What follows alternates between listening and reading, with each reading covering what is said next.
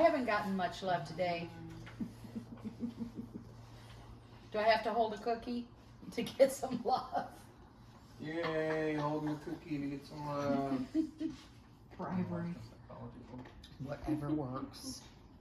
Bribery. Okay, you ready? We're ready. Dave, do you Okay. need light, honey? Alright, wonderful. Okay. The title of this portion says, He's here.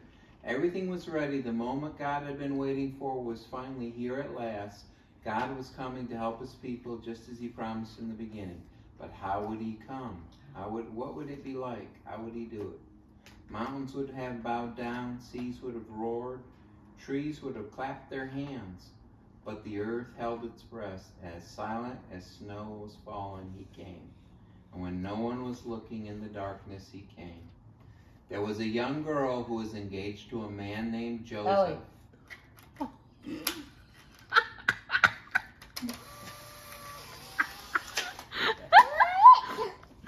Is this really no time for pictures?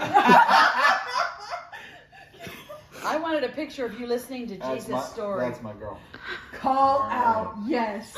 Proud of you. Okay, go. One morning, That's funny.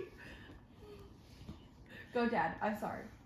One morning, the girl was sitting quietly, and suddenly a great warrior of light appeared, an angel right there in her room. He was Gabriel, and he said he was an angel, a special messenger from heaven. When she saw the tall, shining man standing there, she was scared. You don't need to be scared, Gabriel said. God is very happy with you. Mary looked around to see if perhaps she was talking to someone else.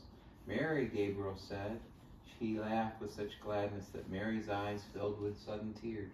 Mary, you're going to have a baby, a little boy, and you will call his name Jesus, for he is God's own son. He's the one, he's the rescuer.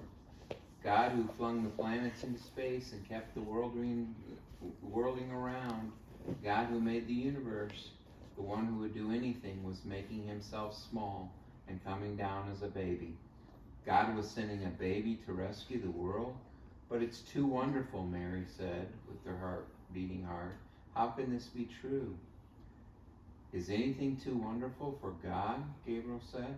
Mary trusted God more what her eyes could see, and she believed, I am God's servant. Whatever God says to do, I will do it.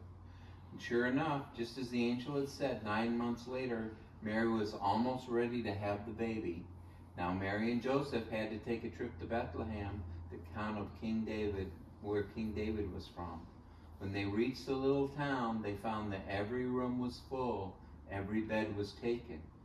Go away, the innkeepers told them. There isn't any place for you. Where would they stay? Soon Mary's baby was coming.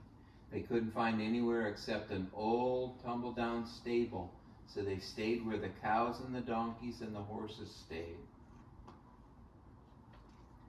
And there in the stable, amongst the chickens and the donkeys and the cows, in the quiet of the night, God gave the world his wonderful gift. The baby that would change the world was born, his baby son.